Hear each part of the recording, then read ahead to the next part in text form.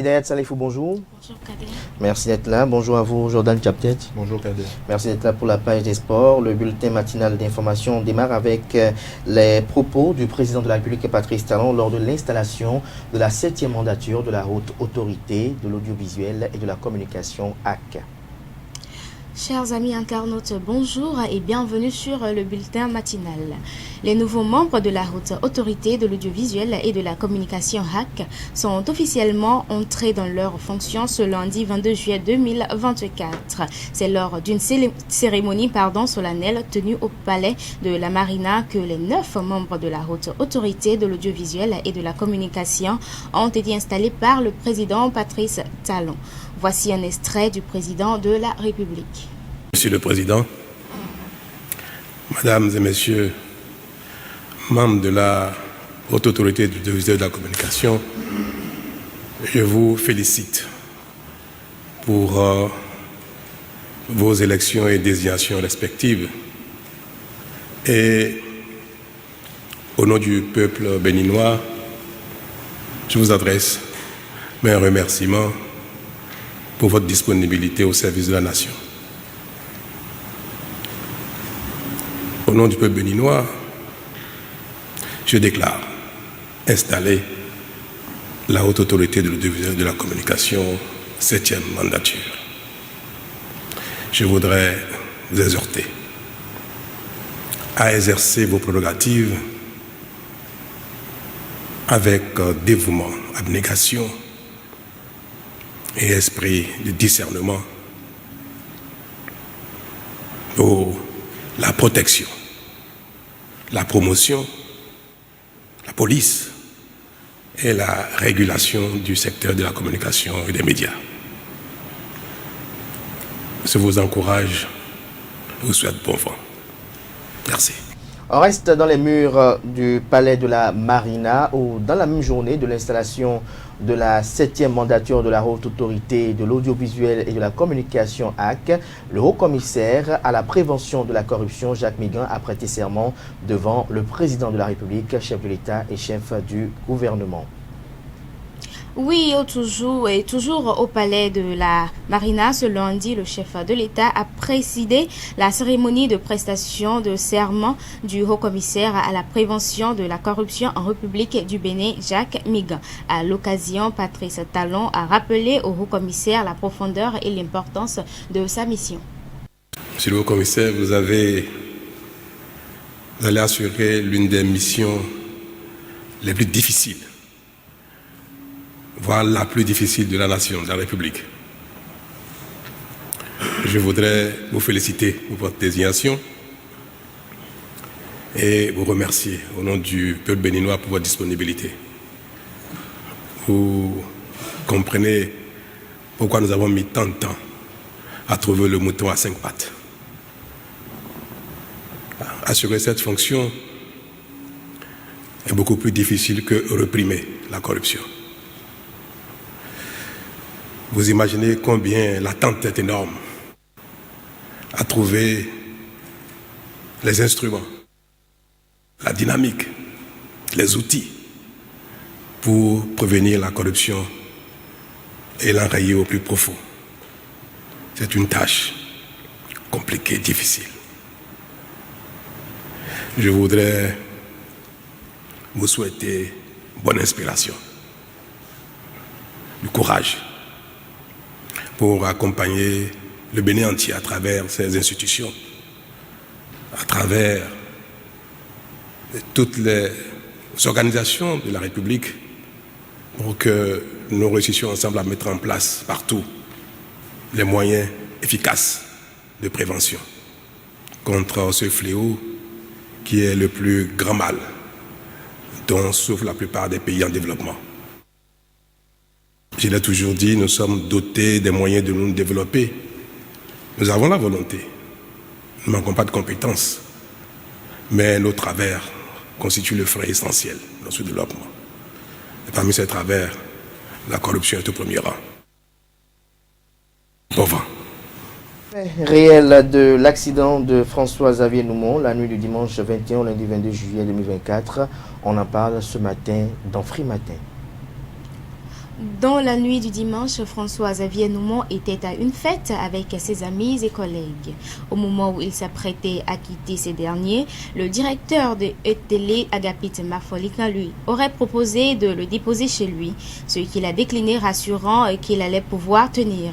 C'est ainsi qu'il est parti à bord de son véhicule. Malheureusement, c'est son corps sans vie qui a été retrouvé dans le véhicule au niveau du carrefour abattoir vers 1h du matin.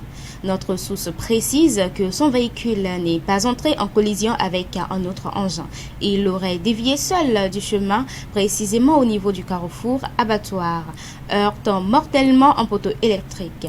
Visiblement, il n'avait pas mis sa ceinture de sécurité puisqu'il a été projeté hors de sa voiture avec de profondes entorses à la tête. Que son âme repose en paix. François-Xavier Noumon a été conduit à sa dernière demeure dans l'après-midi de ce mardi 23 juillet 2024. Oui, effectivement, décédé dans la nuit du dimanche 21 au lundi 22 juillet 2024, le journaliste béninois François-Xavier Noumon a été conduit à sa dernière demeure dans l'après-midi de ce mardi 23 juillet 2024. Au terme de la prière d'enterrement qui a eu lieu à la mosquée centrale de Zongo, quelques proches connaissances et amis ont rendu un dernier hommage au désormais feu François-Xavier Noumon. Suivons ensemble quelques témoignages recueillis par Quentin Amoussou et Elisabeth Iladja.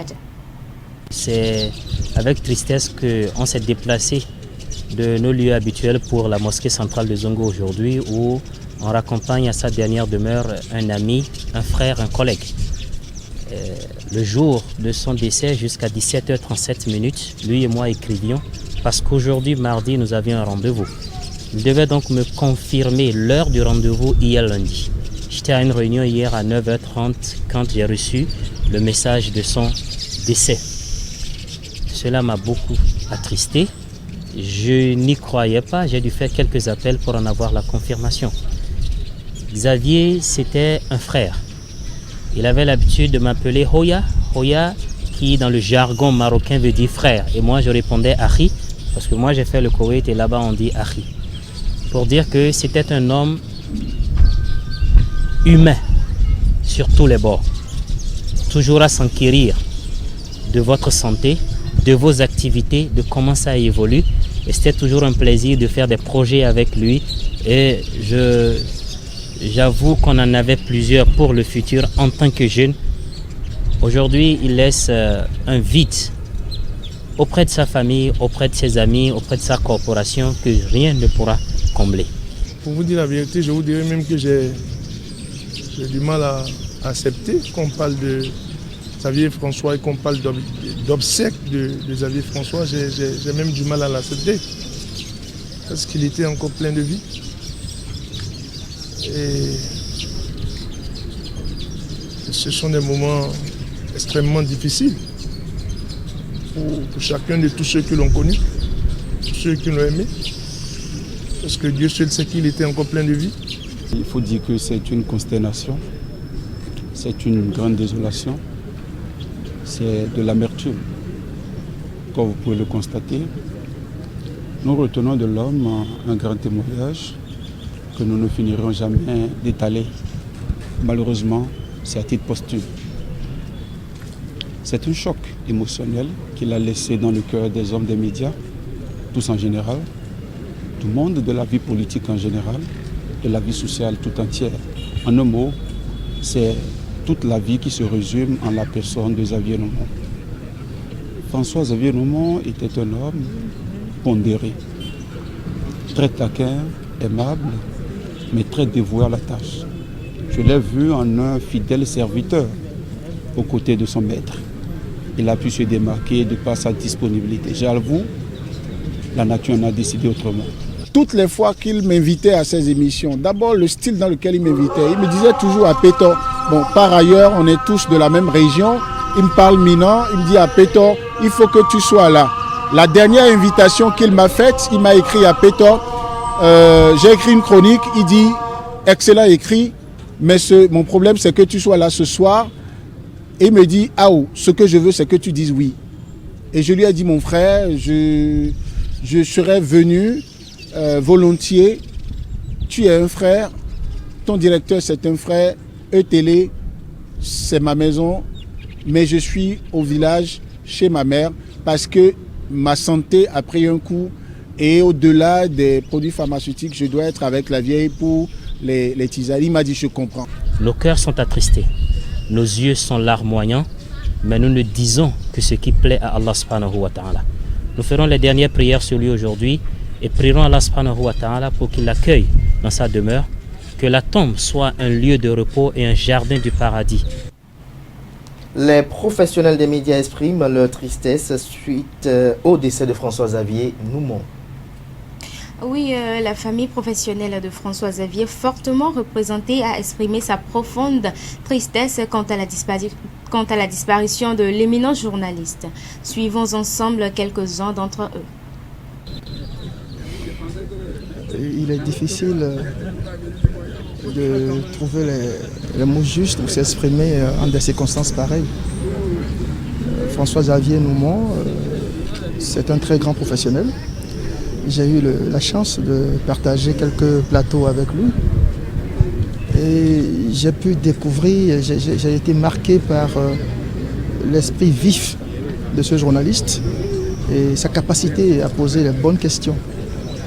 C'est un grand professionnel et dont les qualités intrinsèques vont beaucoup nous manquer, sa gentillesse, son empathie.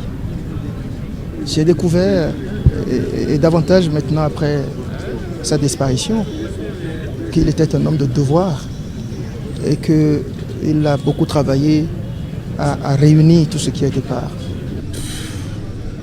Xavier, c'est un homme d'une simplicité terrible, mais simplicité aussi dans le travail, dans la profession. Je n'aurais pas voulu, vous voyez, je n'aurais pas cru que bon, voilà, je vais être là en train de parler de Xavier. Vous voyez, parce que Xavier, c'est quelqu'un avec qui tous les mercredis, de 21h à 1h, à 2h du matin, on est ensemble.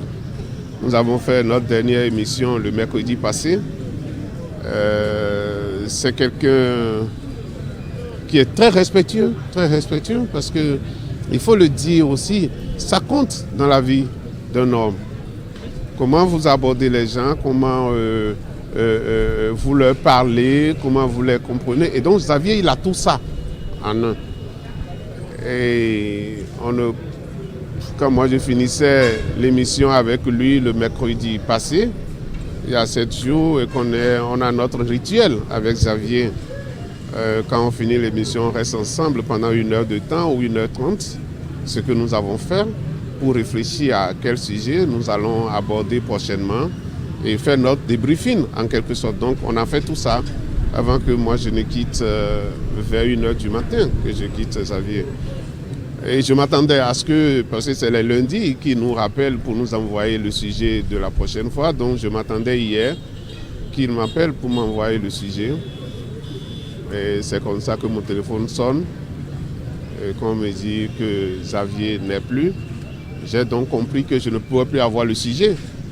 Alors je retiens de Xavier un homme très calme, très patient et très coopératif. Toutes les fois où j'ai eu l'occasion de travailler avec lui ou de le solliciter, ça a toujours été avec enthousiasme, son calme olympien et en même temps celui-là qui est prêt à vous servir et à vous aider. En tout cas, je n'ai jamais eu de refus venant de lui, même sur des situations les plus difficiles. Il te dit « Dada, je vais voir ». Et après, on a la solution. Il faut avouer que Xavier, sinon François-Xavier Noumon, désormais feu, je ne l'ai pas côtoyé en tant que tel. J'ai eu la chance de l'avoir sur certains plateaux que j'ai animés à la radio nationale, notamment sur mon émission Tribune Hebdo. Et il m'a assuré que chaque fois qu'il serait dispo et que je l'inviterais, il passerait. Malheureusement, il n'est passé que 2 ou 3 fois. Le tout dernier souvenir que j'ai eu de lui, c'est ce soir où je revenais de Porto Novo. J'attendais au carrefour, sinon à l'entrée du pont de Porto Novo. J'ai entendu Monsieur Loco, une voiture s'est garée, je me suis approché, c'était lui. qui a proposé de me ramener sur Cotonou. Ça m'a fait très plaisir. Donc on a pu faire ce petit chemin-là ensemble. J'avoue que c'est un triste événement que nous vivons depuis quelques heures. Apprendre la nouvelle de la mort de François, ça nous a tous dévastés. François, c'était un ami, c'était un confrère. Je me rappelle de ses invitations à participer à son émission du dimanche, à savoir le duel. Une émission à laquelle je participais régulièrement, surtout dans les années 2020-2021, surtout. Et c'est quelqu'un qui inspirait beaucoup par son professionnalisme, par sa solidarité, par son hospitalité. Je me rappelle qu'à chaque fin de l'émission, il m'invitait dans son bureau à prendre du café et on faisait un débriefing donc, de l'émission que nous venions donc de tourner. Pour moi, vraiment, c'est un triste événement et nous devons juste avoir en mémoire ce qu'il a laissé comme héritage, comme bonne action, comme humanisme, comme amitié, véritablement. À l'endroit de la famille biologique, je voudrais dire beaucoup de courage. C'est difficile déjà pour nous qui sommes de sa famille professionnelle et j'imagine que la douleur est encore plus grande pour sa famille, sa famille biologique. Donc beaucoup de courage, vraiment. Et nous n'avons aucune force. Comme on dit, parfois c'est difficile de l'accepter aussi. Dieu a donné, Dieu a ôté. Mais ça laisse toujours des séquelles, ça laisse des douleurs. Et je prie que Dieu, qui sait faire toutes choses bonnes en son temps, qui a décidé qu'il en soit ainsi, puisse vraiment les consoler, leur apporter la paix nécessaire et les aider à surmonter l'après-Xavier. À l'endroit de toute notre famille professionnelle, je voudrais nous dire une fois encore mes sincères condoléances parce que malheureusement, depuis quelques semaines maintenant, les nouvelles ne sont pas du tout bonnes dans notre famille professionnelle. Et je vais nous inviter, tous autant que nous sommes, à prendre soin de nous, à faire plus attention à nous et puis beaucoup de courage, tout simplement. La commission thématique eau, assainissement et infrastructure de l'Association nationale des communes du Bénin ANCB a tenu la semaine dernière sa deuxième session au titre de l'année 2024. La commission thématique eau, assainissement et infrastructure de l'Association nationale des communes du Bénin ANCB a tenu du 16 au 17 juillet 2024 sa deuxième session au titre de l'année 2024. Ces assises étaient placées sous le terme amélioration de la gouvernance du sous-secteur assainissement au niveau local. Le point avec Anaël Dohou. La commission thématique eau, assainissement et infrastructure de l'Association nationale des communes du Bénin, ANCB, a tenu sa deuxième session au titre de l'année 2024, portant sur le thème amélioration de la gouvernance du sous-secteur, assainissement eau au niveau local. Cette session va permettre de continuer les réflexions sur le bien vivre, un travail de cette commission qui est très apprécié pour sa compétence. Je voudrais ensuite féliciter le président de la commission, le maire de Péréret, et à travers lui, chacune et chacun de vous, pour la qualité du travail que vous abattez depuis environ 4 ans que la commission a été installée. Grâce aux réflexions et aux recommandations de vos rencontres, les questions liées à l'eau, à l'assainissement et aux infrastructures sont de mieux en mieux prises en compte dans nos administrations locales. La présente session, qui se penchera sur l'amélioration du cadre de gouvernance du sous-secteur de l'assainissement au niveau local, s'inscrit parfaitement dans cette dynamique.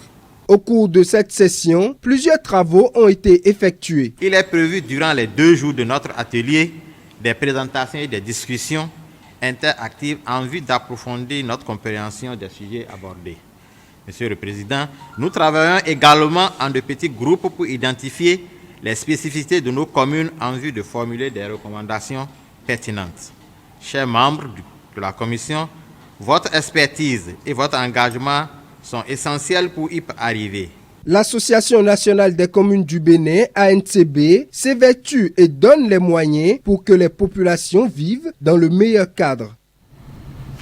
Les RSI des 77 communes du pays sont en formation depuis quelques jours. C'est exact, les responsables des services d'information des 77 communes du Bénin sont en formation depuis ce mardi 16 juillet 2024 à Boïcon. Les travaux organisés par l'Association nationale des communes du Bénin portent sur le thème « La communication institutionnelle axée sur l'égalité des genres et l'inclusion sociale ». Le reportage avec Anaël Dohou.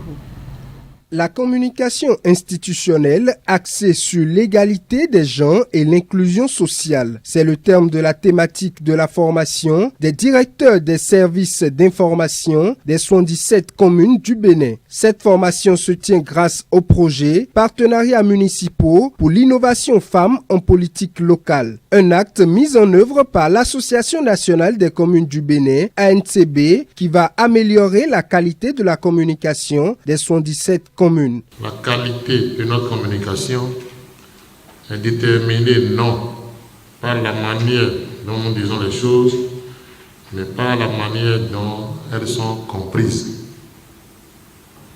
Cette citation met en lumière un aspect fondamental de la communication, à savoir que l'efficacité de notre message ne dépend pas seulement de notre capacité à le formuler, mais surtout de la manière dont il est perçu et compris par notre audience.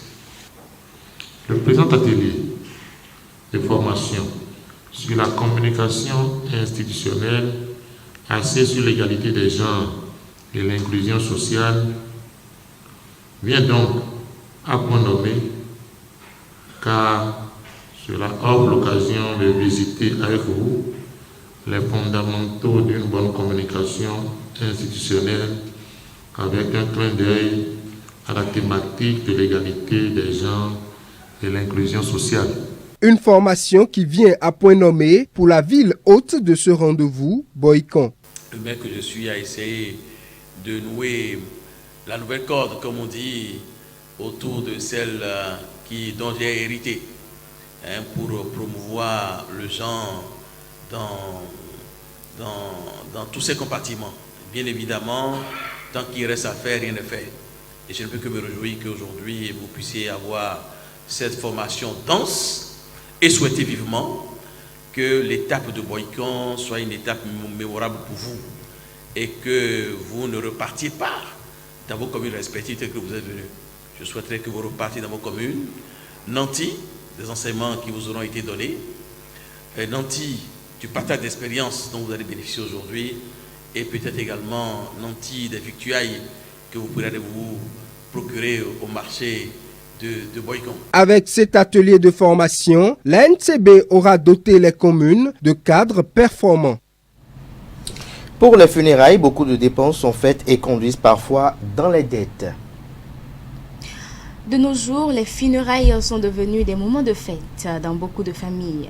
Elles font des dépenses jusqu'à s'endetter et se retrouver en ruine et dans la rue après les funérailles pour certains.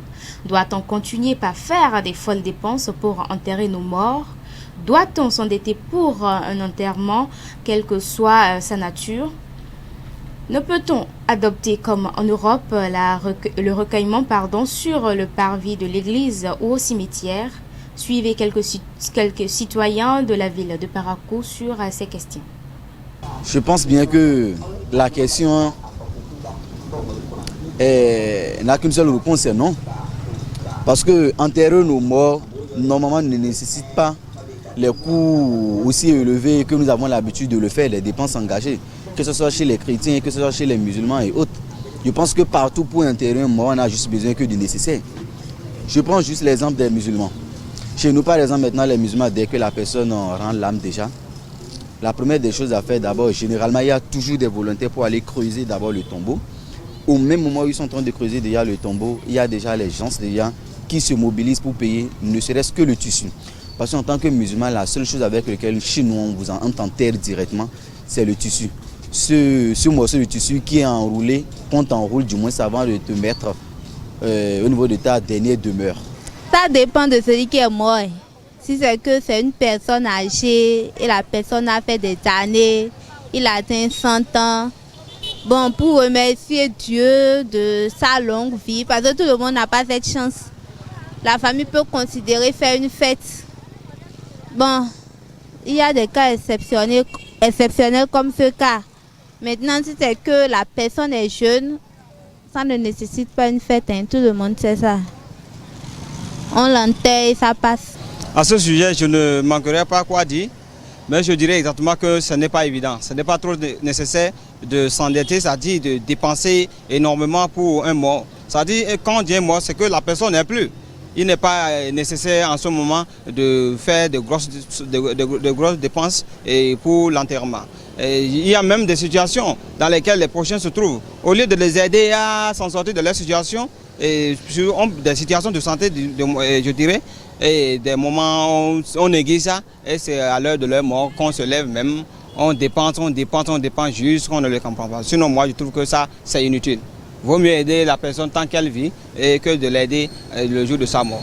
C'est pas bon parce que quand la personne est en vie, on ne fait aucune dépense pour la personne. Bon, ça n'a aucun sens quand la personne meurt de faire des dépenses. Ça n'a aucun sens. Vaut mieux quand la personne est en vie de dépenser pour lui. Et c'est ça qui est bon. Si la personne meurt là, ils vont faire un simple enterrement et c'est ça qui est bon normalement. Nous sommes en Afrique. Nous ne sommes pas en Europe.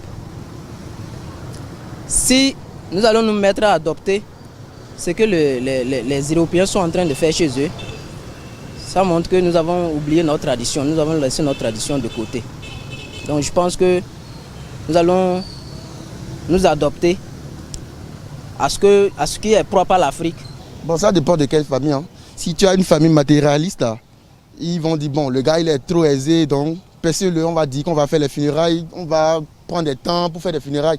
Mais si tu as une belle famille qui peut te comprendre que oui, il n'y a pas l'argent, bon, laissons ça, ils vont gérer ça.